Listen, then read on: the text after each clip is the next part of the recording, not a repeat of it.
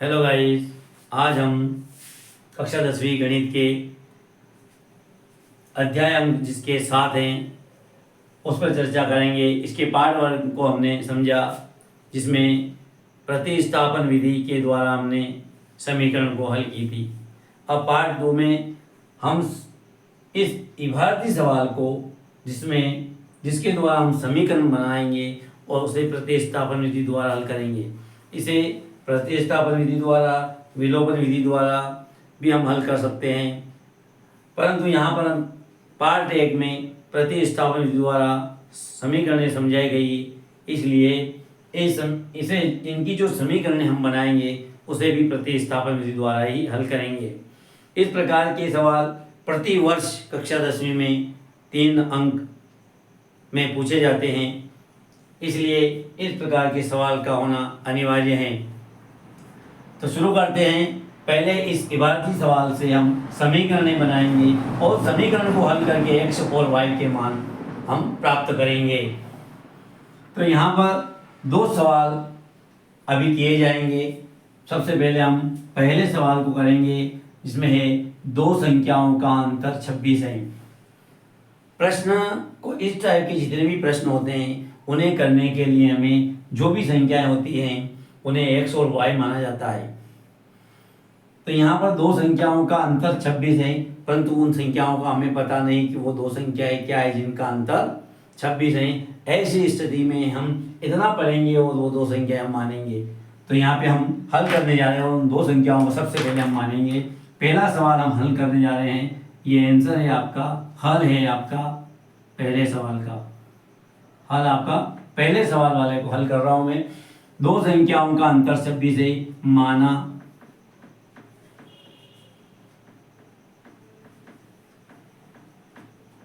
माना संख्याएं x और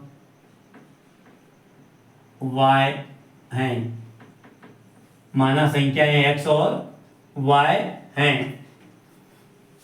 अब यहाँ पे हम संख्याओं का अंतर इसने 26 बता रखा है, तो यहाँ लिखेंगे हम प्रश्नानुसार। प्रश्न जैसा कह रहा है वैसा हमें करना है, अपनी मर्जी से हमें कुछ भी नहीं करना है। 2 संख्याओं का अंतर, वो 2 संख्या हमने कौन कौन सी मानी? एक हमने x मानी और दूसरी y मानी। सवाल को अच्छी तरह समझें, देखें, बड़ा ही सरल सवाल है और परीक्षा में 3 से 4 अंक में इस प्रकार के सवाल पूछे जाते हैं। 2 संख्याओं x और y जो हमने मानी वो लिख दी। उनने का 2 संख्याओं का अंतर को हम ऋण से प्रदर्शित करते हैं, तो 2 संख्याओं का अंतर 26 है और इसे समीकरण नंबर 1 नाम दे देंगे हम। फिर आगे एक संख्या दूसरी संख्या की 3 गुनी। फिर पुनः प्रश्नानुसार, इसे हम लिखेंगे पुनः प्रश्नानुसार।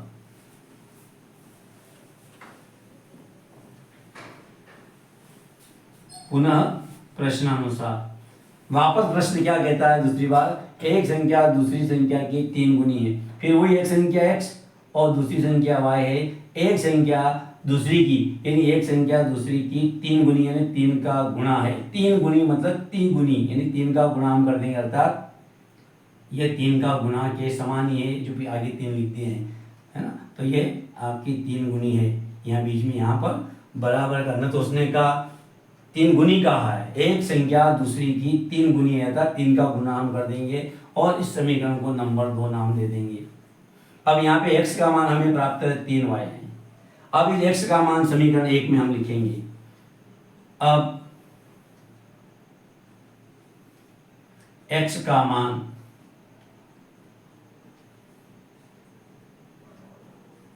समीकरण 1 में रखने पर, अब x क्या है? x का मान क्या है वो हम समीकरण 1 में रखेंगे। अब समीकरण 1 क्या है वो नीचे लिख देंगे, x ऋण y बराबर 26। अब यहाँ x का मान कितना है? 3y है। तो इस x की जगह हम इस x का मान यानी x की जगह हम 3y रख देंगे, ये मान रखना है। ऋण फिर y आगे है बराबर 26। अब 3y में से 1y जाएगा, जिसके आगे कोई संख्या नहीं होती। गणित में हम बार बार कहते हैं कि ये एक होता है जिसके आगे कोई संख्या, यानी अगर मैं आपसे साधारण तरीके से पूछूं, आपसे साधारण दृष्टि से पूछूं कि ये कितने y है, तो आप ये बोलेंगे एक y है, अर्थात इसके आगे कुछ भी नहीं, मतलब एक ही मानेंगे हम। इस प्रकार ये एक y है, तो 3y में से एक y जाएगा, तो अपने पास 2y बचेंगे। और मैं एक चीज़ और बार बार रिपीट कर रहा हूँ कि जो बड़ी संख्या होती है उसका उत्तर में निशान आता है, यहाँ 3 बड़े हैं और 3 के आगे कोई निशान नहीं, मतलब धन माना जाता है, तो धन के 2y बचेंगे, बराबर हमारे पास 26 बचेंगे। तो हमारे पास जो y बचेंगे वो 26, और जो गुणांक की संख्या होती हैं वो अगर y बच जाता तो जो इंटू की संख्या होती है वो हमेशा बटे में जाती हैं। अगर बीच में या प्लस होता तो ये 26 माइनस 2 हो जाते, ये 2 इधर आके ऋण हो जाते, लेकिन इंटू में है 2y के बीच में इंटू माना जाता है, इसलिए इंटू की संख्या हमेशा बटे में जाती है। अब 2 एकम 2 इससे काटेंगे, उनके बाद 13 बचेंगे, अर्थात y का मान जो आया वो हम यहाँ नहीं लिखते, थोड़ा सा लिख देते हैं, यानी जो y का मान आया वो y बराबर अपने पास 13 है। अब इस y का मान इस समीकरण 2 में हम रखेंगे, जो y का मान अपने पास 13 आया, इस y का मान हम समीकरण 2 में रखने पर, तो हम लिखेंगे एक लाइन y का मान, फिर आगे इसके नीचे हमें करना है, मैं यहाँ कर रहा हूँ y का मान, समीकरण नंबर ये है, इस 2 में रखेंगे y का मान समीकरण 2 में रखने पर। अब समीकरण नंबर 2 क्या है, x बराबर 3y, x बराबर 3y।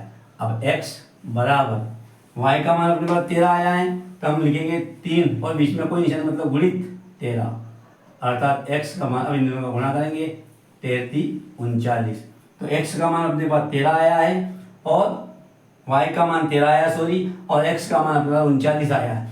अब यहाँ अपना उत्तर हो गया, अतः हम लिख सकते हैं, अतः x बराबर 39 व y बराबर 13, और ये लिख सकते हैं पीछे आंसर। लेकिन हमें अगर उत्तर की जांच करना है इन सवालों के लिए कि ये हमने सवाल किया ये वास्तव में सही है, तो पहला है दो संख्याओं का अंतर 26 है, यानी दो संख्याएं x और y हमने मानी थी, इनका अंतर, अर्थात हम 39 में से 13 को घटाते हैं, तो 9 में से 3 गए तो 6 और 3 में से गया 2, दो संख्याओं का अंतर जो हमने x और y मानी थी उनको घटाया तो हमें 26 प्राप्त हुए हैं। अब दूसरा प्रश्न है, एक संख्या दूसरी की संख्या की 3 गुनी है, यानी एक संख्या 13 है तो दूसरी 3 गुनी देखिए 33 39, यानी 3 गुनी हो गई है। इससे स्पष्ट हो रहा है कि जो सवाल हमने किए हैं वह पूरी तरह से सही है। अब इसी क्रम में हम दूसरे सवाल को समझेंगे जो परीक्षा की दृष्टि से दोनों ही सवाल आईएमपी हैं।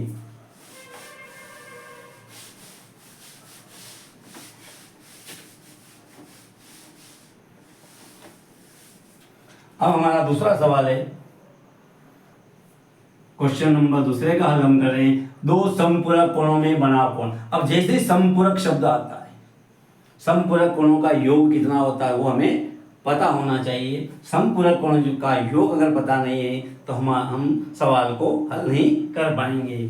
इसलिए सभी विद्यार्थियों को ये ध्यान रखना है कि समपूरक कोणों का योग 180 डिग्री होता है, ये हमेशा याद रखना है। तो यहाँ कहा दो समपूरक कोणों, अब पहली बात तो समपूरक कोण किसे माने हम, तो हम कहेंगे माना। यहाँ पर भी दो समपूरक कोण, दो कौन कौन से हैं, तो हम मानेंगे माना दो समपूरक कोण x डिग्री और y डिग्री हैं। ये दो समपूरक कोण को हमने x डिग्री और y डिग्री माना है। अब यहाँ हम देखेंगे दोनों का योग हमें पता है, यहाँ कहीं लिखा हुआ नहीं है, लेकिन हम जानते हैं समपूरक कोणों का योग 180 डिग्री होता है। हम लिखेंगे प्रश्नानुसार, प्रश्नानुसार x डिग्री धन y डिग्री बराबर 180 डिग्री, ये समीकरण हमारा एक बन जाएगा। यहाँ पे इन सवालों में कुल मिला के समीकरण बनाना है और उन समीकरणों के माध्यम से प्रतिस्थापन विधि द्वारा x और y के मान निकालना है। यही है इन समीकरणों को हल करने का तरीका। अब यहाँ देखते हैं अपन दूसरा क्या कह रहा, दो समपूरक कोणों में बड़ा कोण छोटे कोण से 18 डिग्री अधिक है, यानी दो समपूरक कोण में बड़ा कोण छोटे कोण से 18 डिग्री अधिक है। अधिक है मतलब उसमें 18 को जोड़ा जाएगा।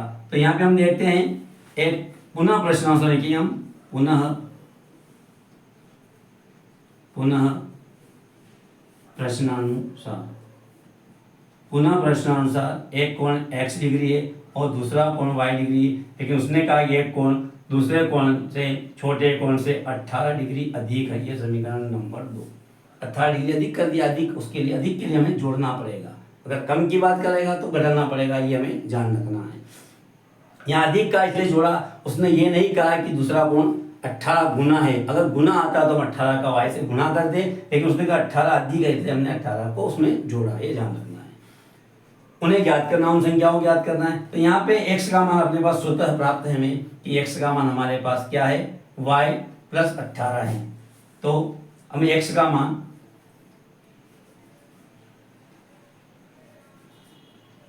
x डिग्री का मान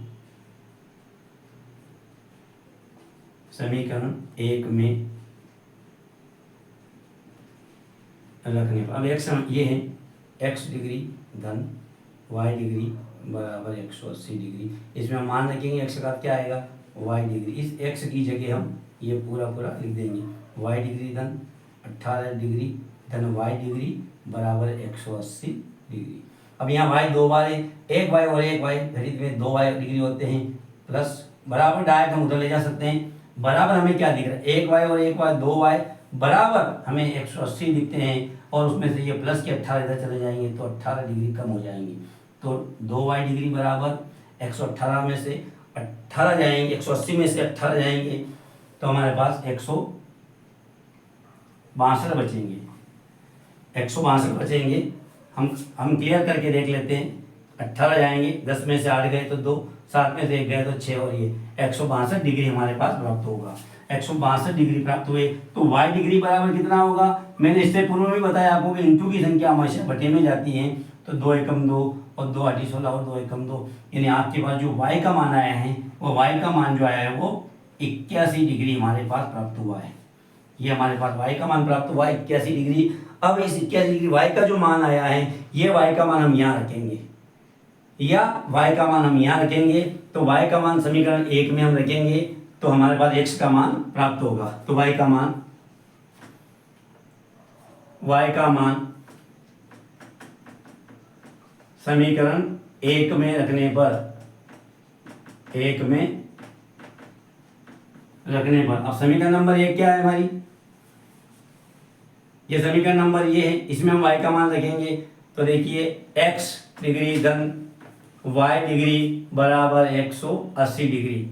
अब यहाँ पर देखा हमने y का मान हमारे पास 81 डिग्री है, तो x डिग्री धन 81 डिग्री जो y का मान था हमने रख दिया बराबर 180 डिग्री। तो x डिग्री बराबर 180 डिग्री माइनस 81 डिग्री, ये प्लस का इधर से इधर चला जाएगा तो घट जाएंगे। तो x डिग्री बराबर 180 में से हम 81 घटाएंगे तो 99 अपने पास आएगा, अर्थात 99 डिग्री आपका x का मान होगा।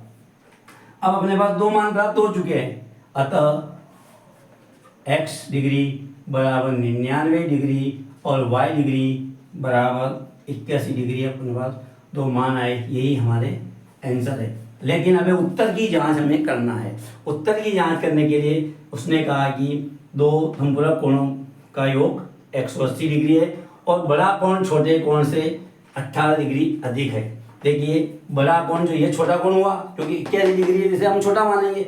अब इससे ये 18 अधिक है कि नहीं ये देख लेते हैं। तो 99 से हम 81 घटाएंगे तो 9 में से गया तो 8 और 9 में से 8 गए तो 18 डिग्री अपने आप आ रहा है। अर्थात हमारे प्रश्न का उत्तर स्वतः मालूम पड़ रहा है कि जो हमने सवाल किया वह सही। अब इन दोनों को जोड़ें, 99 और 81 को जोड़ें, ये 180 डिग्री आ रहा है। तो उन्होंने कहा दोनों का योग 180 डिग्री आ रहा है, तब भी हमारा सवाल सही है। इस प्रकार उत्तर की जांच में करना है। आपको यह वीडियो कैसा लगा कमेंट में बताएं, और वीडियो अच्छा लगा तो लाइक करें। और एक निवेदन है, यदि वीडियो आपको पसंद आए तो बेल आइकन प्रेस करें और सब्सक्राइब करें। धन्यवाद।